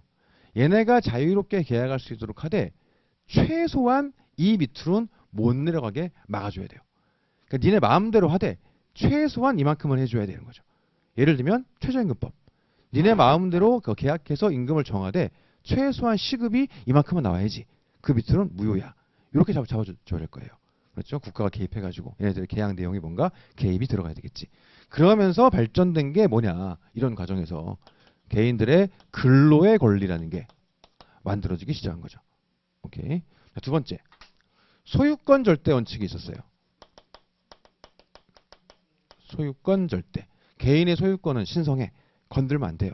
그렇죠? 근데 이 계약자의 원칙의 시절에서 우리 직원들이 한 명씩 계약해가지고 엉망진창인 계약 써가지고 이렇게 일을 해왔어. 이렇게는 도저히 못 살겠는 거예요. 그렇죠? 하루 왼종일 일만 하는데도 우리 식구들을 내가 건사하기가 너무 어려운 거야. 이 정도 급여 가지고는. 그래서 안 되겠다 해가지고 내가 사장한테 얘기하는 거지. 가서 임금을 더 올려주시오. 사장은 나가! 이렇게 하겠지. 그러니까는 안 되겠다. 우리 다 같이 가보자 한 거야. 다 같이 가가지고 임금을 올려주시오. 그러니까는 다들 나가! 이러는 거죠. 그러니까 다 같이 어떻게 했겠어요? 우리 이렇게는 일 못하겠다. 공장을 멈추자. 이렇게 했겠지. 이걸 우리는 파업이라고 부르죠. 자, 그럼 어떻게 했을까요? 계약서 내용대로라면 이때부터 이때까지 일을 해야 되는데 얘네가 집단적으로 노무 제공을 거부함으로써 회사의 재산에 손실을 끼치게 됐죠. 소유권은 절대적인데 왜 회사의 재산에 손실을 끼치냐. 너네들 전부 다 감옥에 가라. 너네들 이거 손해를 배상하여라. 개인당 30억씩 뭐 이런 식으로 하게 됐던 거예요. 그러니까는 뭔가 갑을 간의 관계에서 을들이 1대1로는 싸움을 할 수가 없는데, 그러니까 이게 예를 들어 계약 공정의 원칙하에서 근로의 권리를 보장하면서 최저 조건을 보장해 주는 건 말 그대로 최저예요, 최저. 이게 절대 기준이 아니고 최저. 뭔가 좀 더 나은 조건을 얻기 위해선 1대1 관계로는 이게 도저히 가능하지가 않단 말이에요. 그러니까 집단을 형성해 가지고 집단으로 덤벼야 이게 그나마 조금 그래도 좀 평등하게 뭔가 얘기해 볼 수 있는데, 그 과정에서 분명히 사용자의 재산권을 침해할 수밖에 없겠죠. 그러다 보니까 이게 자꾸 그런 애들을 감옥에 보내고 했던 거예요. 자, 그래서 안 되겠다, 이런 것들을 좀 보장을 해줘야 되겠다. 소유권이라는 것도 완전히 절대적인 건 아니고 좀 상대적 권리일 수 있겠다. 일정한 경우에는 좀 제한을 받아야 되겠다. 을들이 단체를 만들어 가지고 다 같이 파업할 때 발생하는 손해, 이런 것들은 좀 감수를 할 필요도 있겠다. 그러면서 만들어진 게 노동 3권이라는 게 만들어졌죠. 노동 3권, 근로 3권, 뭐 그 말이 그 말이에요. 이런 게 만들어졌습니다. 자, 그다음에 세 번째, 근대 시민사회에선 과실 책임주의라는 게 있었죠. 그 전과 비교하면 말도 안 되는 발전이 있었어요. 그 국가에. 그러니까 과실이 없는 사람은 책임지지 않는다는 거죠. 그럼 이 과실 책임주의를 깰 거냐? 그건 말이 안 되지. 이거 기본 원칙을 깰 수는 없어요. 이건 깰 수 없고, 대신 경우에 따라서는 과실이 없는 사람도 책임지는 경우가 좀 있긴 해야 되겠다. 그래가지고 일정한 영역에 있어서의 무과실주의를 혼용하기 시작했어요. 이게 대표적인 경우가 어느 경우냐? 바로 업무상재해 쪽이에요. 자, 18세기 방식 생각해 봅시다. 제가 18세기 영국의 소년 노동자 존이에요. 그래서 어린 아이인데 너무 어릴 때부터 탄광에서 고생해가지고 늙었어. 그래서 제가 지금 뭐 17세 된다고 치자고. 근데 나는 그 탄광 생활 너무 힘들어가지고 안 되겠다 해서 나 이제 공장에 들어갔어요. 그래서 계약자의 원칙에 의해서 계약을 했지. 하루에 14시간 근무하고 하루 일당 3만 원 이렇게 해가지고 내가 계약을 한 거예요. 그러니까 얼마나 힘들어. 하루 종일 3만 원 벌려고 막 하루 종일 막 공장에 있으니까. 그래가지고 꾸벅꾸벅 졸다가 기계에 팔이 실수로 들어가 버렸어요. 내 실수로. 내 팔이 잘려버렸어. 어떻게 될까요? 18세기 방식. 내가 책임져야죠. 내가 과실이 있으니까. 회사는 과실이 없잖아요. 기계에 손을 든 건 나니까. 이게 18세기 방식. 19세기 들어오면서 무과실주의가 혼용되기 시작했죠. 그래서 19세기 들어오면서 아니다. 업무상재해 같은 경우는 적어도 니네 회사에서 일을 하다가 다친 거니까 회사 사장은 네가 잘못한 게 없어도 네가 이런 치료 같은 거 네가 좀 책임을 져야 되는 거 아니냐. 이게 19세기 방식이에요. 그게 지금 근로기준법에도 흔적이 남아있어요. 여전히. 근기법에 재해보상 파트가 있거든요. 실무상 거의 쓰이지 않죠. 왜냐? 우리는 산재법에 의해서 산재 처리를 하니까 거의 쓰이진 않는데 어쨌든 그게 흔적이 근기법에도 남아있어요. 근로기준법에도. 자, 근데 이렇게 하면 어떻게 되겠어요? 19세기 방식. 그전보다는 나아졌지만 큰 회사는 괜찮은데 작은 회사는 이거를 제대로 보상할 수도 없고요. 또 이걸 보상해주다가 회사가 망해버리는 거예요. 그래서 안 되겠다. 이거를 일종의 사회보험의 형식으로 해야 되겠다. 그래서 만들어진 게 20세기 방식 산재보험 제도죠. 산업재해보상보험법 이런 게 20세기에 들어와서 만들어지기 시작했던 거예요. 자, 그래서 우리가 직장생활 하시는 분들 기억을 떠올려 보시면 우리 근로자 월급에서 4대 보험료를 떼가지 않습니까? 원천징수하죠. 근데 건강보험 떼가고 국민연금 떼가고 고용보험 떼가는데 산재보험을 떼가는 건 본 적이 없어요. 왜 그러냐? 원래 업무상재해는 19세기 방식 회사가 책임지는 건데 그걸 20세기 방식 사회보험 형태로 바꿔놨죠. 그러니까 보험료도 그냥 회사가 내는 거예요. 그러니까 근로자는 원래 그거를 책임지지 않는 거지. 그러니까 보험료를 회사가 낸다. 이런 느낌인 거예요. 그래서 이게 노동법의 영역에서 근대 시민법의 3대 원칙이 이런 식으로 좀 변화가 되어 왔다. 이런 느낌으로 이해하면 되겠습니다. 자, 그러면 개인들의 근로 조건들을 보호해주기 위해서 근로의 권리라는 걸 만들어 놨죠. 그게 어디 있냐? 밑에 들어가시면 대한민국 헌법상 노동관계 조항 해가지고 헌법 32조가 있는 거예요. 그래서 우리 헌법 32조에선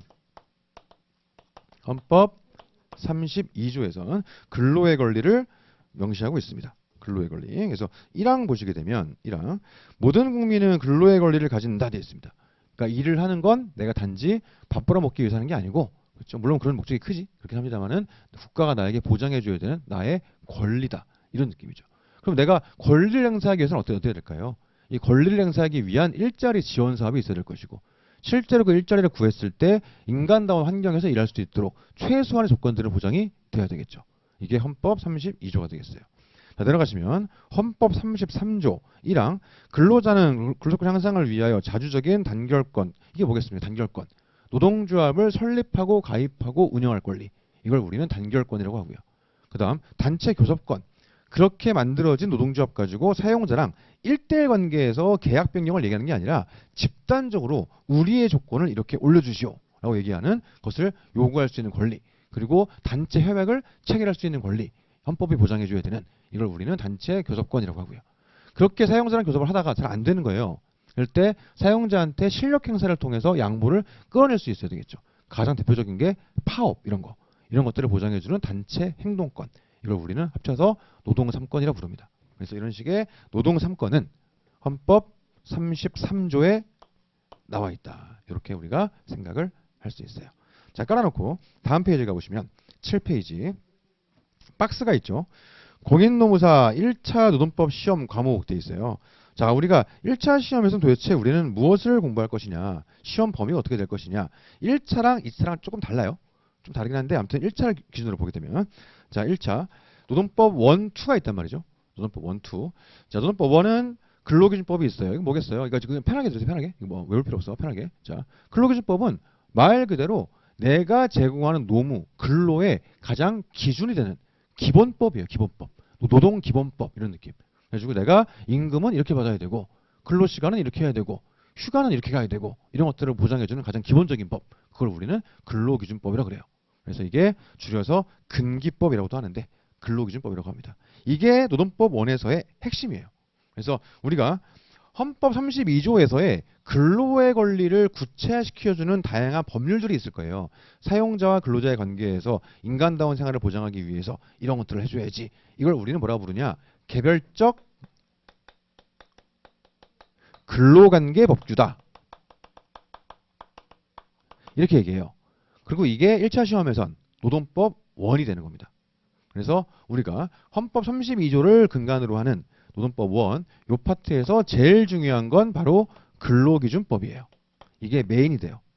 그리고 여기서 플러스 알파로, 이걸 우리가 부속법령이라고도 하고 기타 법령이라고도 하거든요. 이게 10개예요. 밑에 보면 10개가 쭉 나와 있죠. 자, 그럼 이 10개가 무엇이냐? 그러니까 편하게 들으세요. 첫 번째, 최저임금법. 뭔지 알죠? 니네가 임금을 정하더라도 최소한 시급 이만큼은 줘야지. 최임법이에요. 그 다음 기간제, 이게 계약직들이죠. 단시간, 파스타이머고요. 그래서 그 계약직들이나 파스타이머들을 보호하려고 하는 거 기간제법이라고 부르는데요. 기간제 및 단시간 근로자 보호 등에 관한 법률. 그 다음 파견 근로자 보호 등에 관한 법률, 줄여서 우리가 파견법이라고 부르는데, 이 파견은 되게 특수한 구조예요. 일반적인 근로관계는 1대1 관계죠. 회사가 있고 근로자가 있어요. 파견 관계는 3면 구조예요. 3면 구조. 그래서 내가 이 회사에 고용돼 있는데 실제 일은 이 회사에서 하는 게 아니고 이 회사랑 계약한 이 파견 이제 계약을 체결한 회사가 있어가지고 실제 일은 저기 가서 한다. 이런 게 파견 계약이에요. 그러니까 소속은 여기인데 일은 여기 가서 해요. 그러니까 일은 여기서 하고 임금은 얘가 주고. 특이한 구조죠. 우리 옛날에 그 나의 아저씨에서 IUC가 파견직인 거죠. 그래서 파견업체에 고용돼가지고 대기업에 파견 보내지는. 거기서는 이제 여기 직원도 아니고 뭐 회식에 같이 가야 되나 말아야 되나부터 시작해가지고 애매하잖아요. 그런 게 파견직들이에요. 파견직들에 대한 보호 내용들, 이걸 우리가 파견법이라 부르고요. 그다음에 남녀고용평등과 일가정양립 지원에 관한 법률, 줄여서 뭐 남녀고용평등법, 뭐 남녀고평법, 무슨 고평법 이래 부르는데, 이거는 성별에 따른 차별을 좀 해소하려고 하고, 나아가서 일가정양립을 위해서 육아휴직이라든가 이런 것들을 규율하는 거, 이게 남녀고용평등법이죠. 그다음 산업안전보건법, 이게 안전과 보건에 대한 법이에요. 안전은 뭐냐? 사고를 예방하는 거고요. 보건은 질병을 예방하는 거거든요. 그래가지고 업무상재해가 발생되지 않도록 예방하는 법, 이게 산업안전보건법이에요. 이 법에도 불구하고 불가피하게 재해가 발생했다. 그럼 산재법에 의해서 보상을 해주는 거죠. 그래서 예방에 대한 법률은 노동법 1에 들어가 있고, 보상에 대한 법률은 사회보험법에 들어가 있는 거예요. 시험 범위로. 자, 그다음 직업안정법, 이거는 이제 일자리를 좀 안정화시키려고 하는 거예요. 사람 일자리 가지고 장난치지 마, 이런 거 가지고. 헤드헌터 이런 것도 아무나 할 수 있지 않아요. 요건이 좀 있어야 되거든요. 그런 것들을 다 직업안정법에서, 뭐 줄여서 직안법 이래 부르는데, 여기서 규율합니다. 그 다음 근로자 퇴직급여 보장법, 느낌이 오시죠? 이건 퇴직금 주는 거고. 그 다음 임금채권보장법, 얘는 뭐냐면 임금이 체불됐는데 회사가 망해버렸어요. 그러면 나는 임금이 체불된 임금이 있는데 받을 회사가 없어졌습니까? 그럼 내 입장에서 임금이 떼이는 거잖아. 근데 개개인들이 임금 몇 달치 떼이는 건 정말 타격이 크단 말이에요. 그러다 보니까 이거를 국가가 좀 보전을 해줘야 되겠다. 그래서 체불임금의 일부를 국가가 보전해 주는 거, 그걸 우리가 임금채권보장법 이래 불러요. 이제 IMF 때 그 만들어진 법이에요. 워낙 기업들 줄도산하고 그 도산 막 하기 시작하고 많은 국민들이 자살하고 막 이러던 시절이다 보니까 그때 DJ 집권하고 나서 일단 살려야 되겠다 싶어가지고 국가에서 막 투입해가지고 했던 그런 게 임금차감 보장법 되겠습니다. 그다음 근로복지기본법은 말 그대로 근로자들에 대한 복지제도를 규율하는 거예요. 뭐 예를 들어서 선택적 복리후생제도라든가 혹은 뭐 아주 기업 내에서 뭐 많은 게 있겠죠. 뭐 근로자들에 대한 융자라든가 이런 것들을 규율하는 거 이게 근로복지기본법입니다. 뭐 스톡옵션 이런 것도 마찬가지예요. 우리사주 이런 것들 다 여기서 규율하고 있습니다. 그다음 외국인법도 느낌이 오시죠? 이런 것들이 플러스 알파로 10개예요. 자, 그러면 실제로 노동법 1에서 근기법 메인이고 플러스 알파 10개잖아요. 그럼 그동안 얘가 문제가 어떻게 나왔었냐? 자, 우리가 제도의 차이를 얘기해 보면 우리가 25문제씩 5과목을 보던 시절에서 이제는 40문제씩 5과목을 보는 시절로 바뀌었죠. 지금 25문제에서 40문제로 올해부터 바뀐단 말이에요. 그럼 어떻게 될 거냐? 이 얘기를 해보면 25문제 시절에는 기본적으로 근기법 15문제하고 기타 법령 10개죠. 하나에 한 문제씩 해가지고 10문제. 이렇게 25문제로 오랜 기간 나왔어요. 굉장히 오랜 기간 동안 나왔습니다. 근데 이 틀이 사실은 작년에 한번 깨졌어요. 처음으로. 어떻게 깨졌냐? 그전에는 예를 들어서 퇴직급여 보장법에서는 무조건 한 문제 이런 식이었는데 작년에 처음으로 막 2문제 이런 식이었던 거야. 그래가지고 그 기타 법령에서는 한 개당 하나를 낸다. 이 틀이 작년에 처음으로 깨졌어요. 왜 깼겠어요? 조금 더 어렵게 하려고. 왜냐면 근기법이 상대적으로 쉬워요. 왜 쉽냐면 좀 더 내용을 자세히 보거든. 근데 기타 법령은 이걸 자세히 보기에는 효율성이 너무 떨어진단 말이에요. 그래서 불가피하게 찍어서 봐. 그러니까 예를 들어서 산업안전보건법 이런 거 자세하게 보려면 한도 끝도 없어요. 이게 얼마나 양이 많은데. 산안법 이런 거를 정말 자세히 보려고 그러면은 한 일주일 내내 그것만 해야될걸. 근데 그렇게 할 수는 없잖아 우리가. 그러니까 이제 시험 나올 것만 찍어서 보는 거지. 그래서 기본적으로 근기법 15개보다 기타 법령 10개가 훨씬 더 어려워요 사실은. 1차 시험에서. 그렇죠? 우리가 이쪽을 주로 힘을 주니까. 그러다 보니까는 합격률을 좀 떨어뜨리기 위해선 이쪽의 비중을 좀 더 높이면 되겠죠. 근데 암묵적으로 기타 법령 한 개당 하나를 낸다는 룰이 오랜 시간 동안 지켜져 왔었는데 그게 작년에 처음으로 깨졌다. 그리고 작년에 1차 합격률 35%의 가장 큰 원인은 사회보험법이었어요. 사회보험법이 말도 안 되게 어렵게 나와가지고 꽈락이 막 속출이었거든. 근데 노동법에서도 사실은 작년에 굉장히 좀 난이도가 높아졌었어요. 사보 때문에 좀 티가 안 나서 그렇지. 근데 그런 원인 중에 하나가 기타 법령 가지고 장난을 좀 치기 시작했다. 자, 그러면 올해 어떻게 될 거냐?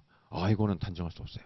그래서 이거는 사실은 일단 기본적으로 생각하시기로는 그냥 좀 보수적으로, 그죠? 실제로는 좀 기타 법령이 덜 나올 것 같긴 한데 좀 보수적으로 생각하시기로 그냥 이거 생각하실 때 근기 20개, 기타 하나당 2개씩 10개에서 20개 이렇게까지 나오진 않을 것 같긴 한데 그래도 이렇게 정도 나온다고 생각하고 준비하셔야 조금 괜찮을 수 있을 것 같아요. 아마 이렇게 나올 수 있을 것 같다. 최대 맥스로 봤을 때. 그러니까 기타 법령 비중이 50%를 초과할 것 같지는 않고 좀 맥스로 봤을 때 반반까지는 가능할 수도 있다.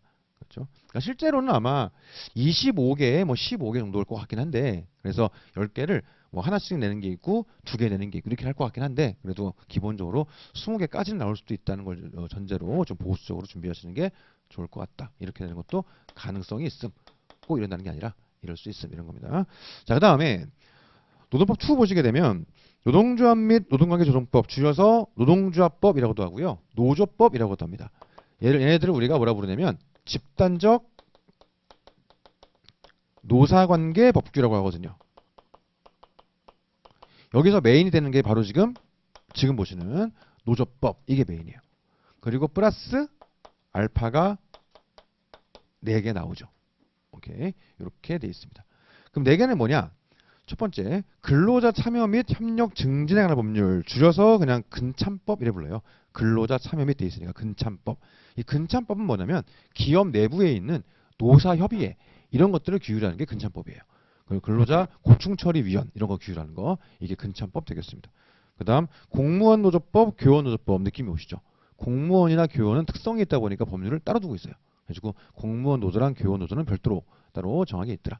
마찬가지로 얘네들도 전통적으로는 요 시절에 노조법에서 20개 정도 나오고 그렇죠? 20개 정도.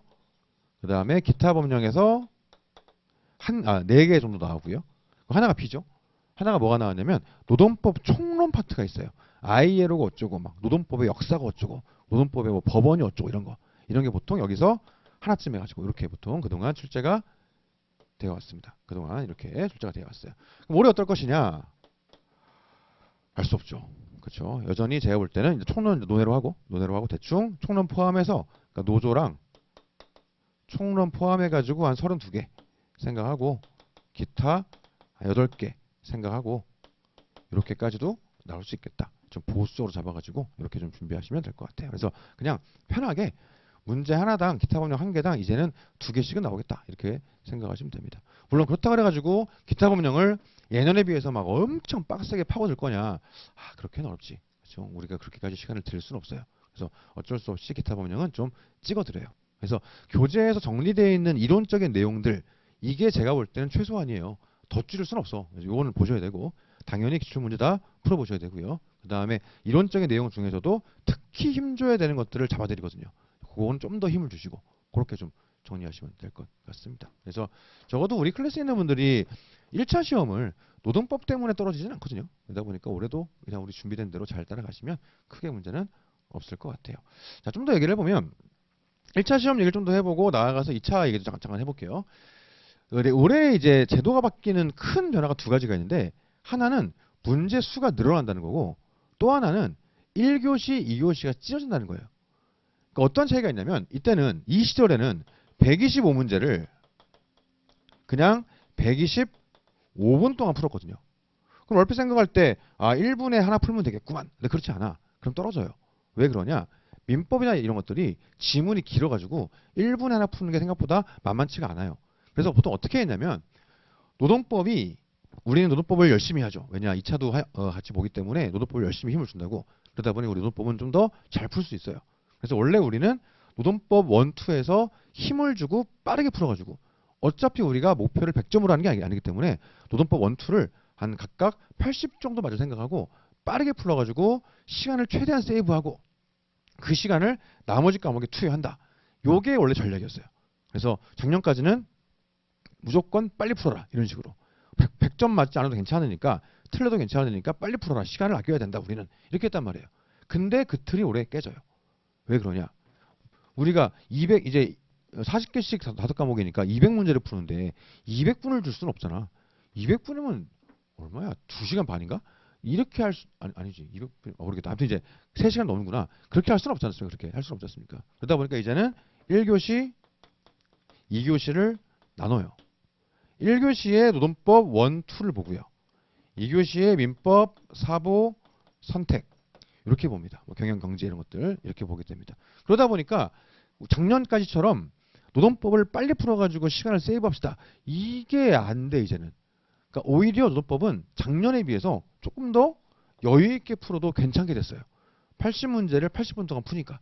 그러니까 작년처럼 막 빠르게 달려가지고 이렇게 할 필요가 없어진 거지. 빨리 풀면 뭐예요? 어차피 시간 내에 풀어야 되는 건데 어차피 그렇잖아요. 대신에 2교시 쪽이 엄청 빡세졌죠. 제가 볼 때 딴 거보다 민법 사보가 딴 거보다 시간 부족의 압박에 시달릴 가능성이 크다. 그래서 요거를 좀 신경을 좀 써야 될 것 같아요. 그래서 민법 사보 쪽이 올해는 1차에서 오히려 키포인트가 되지 않겠냐. 노동법 좀 떨어질 것 같지 않고 오히려 예년보다 좀 더 여유 있게 풀 수 있으니까 시간적으로 그럴 것 같지는 않고 민법 사보가 올해 1차에 포인트가 되지 않겠냐. 이렇게 개인적으로 예상을 좀 하고 있습니다. 자, 일단 요게 1차 얘기고요. 자, 그다음에 우리가 1차에서는 노동법 1, 2가 각각 이제 40문제씩 이렇게 들어가는 건데 100점, 100점 들어가는 거죠. 2차 과목 같은 경우는 2차 시험에서는 과목이 4개 있는데 노동법이 2차에서는 과거에는 2차에서도 1, 2, 2개였어요. 똑같이 이게 노동법 1, 노동법 2 이런 식이었단 말이죠. 저 시험 볼 때는 저는 노동법 1, 2 2개를 봤었어요. 그 당시에는. 근데 지금 이게 하나로 합쳐진 지가 이제 10몇 년 됐죠. 그 다음 두 번째로 행정정보법 보고요. 그 다음 인사관리 보고요.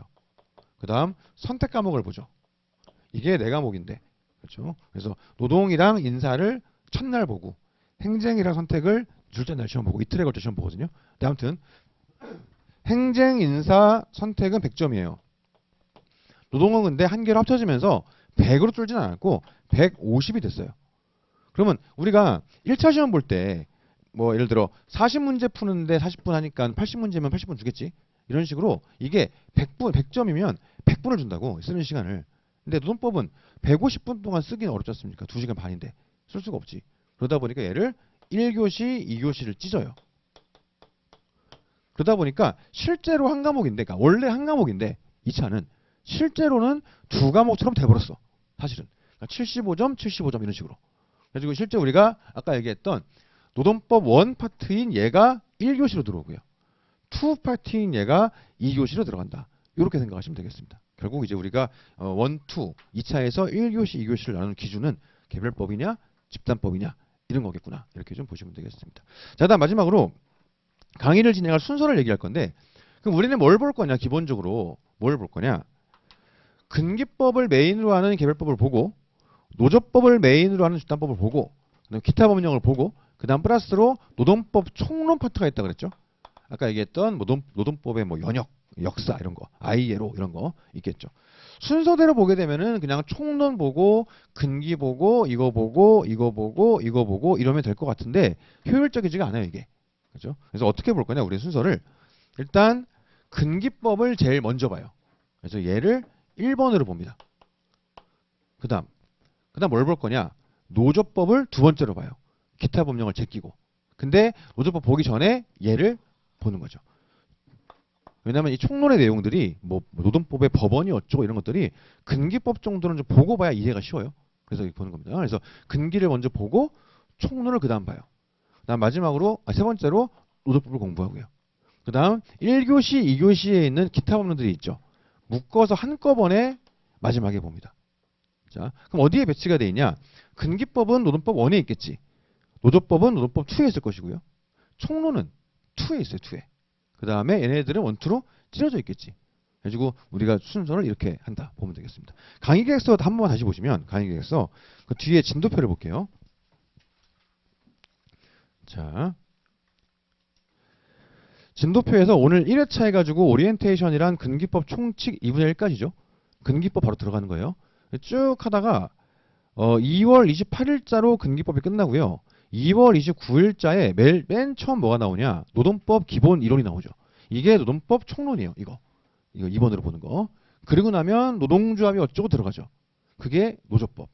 그 다음 마지막 이틀을 기타 법령으로 잡아놨죠. 14개를 한꺼번에 봐요. 이틀 동안. 근데 좀 빡빡해. 이틀에 보기에는 좀 더 잡아야 돼요. 그래서 보강 가능성이 있다고 보는 게 하루쯤은 있을 수도 있을 것 같습니다. 특히 작년보다 올해는 조금 더 힘을 줘야 될 것 같아가지고 이틀로 하기엔 좀 부족해요. 그래서 하루쯤은 더 들어갈 수도 있겠다 말씀을 드리는 거죠. 그래서 교재를 보시게 되면 오늘부터는 한동안은 노1만 써요. 원만 쓰다가 이 강의 진도표 상의 진도를 그대로 맞춘다는 전제 하에 2월 29일부터 노2를 갖고 오는 거죠. 그리고 마지막에 기타 법령 할 때는 노1과 노2를 둘 다 가져와야 돼요. 오케이? 이제 물론 그 진행을 하면서 또 말씀을 드릴 거예요. 내일은 노2 갖고 오세요. 이런 식으로 말씀을 드리긴 할 건데 기본 틀이 이렇게 돼 있다. 이렇게 한번 생각해 보시면 되겠습니다. 예, 첫 시간 이 정도로 하시고요. 좀 쉬었다가 계속 이어서 한번 얘기를 해보도록 하죠. 예, 쉬었다가 하겠습니다. 38분에 시작할게요. 예.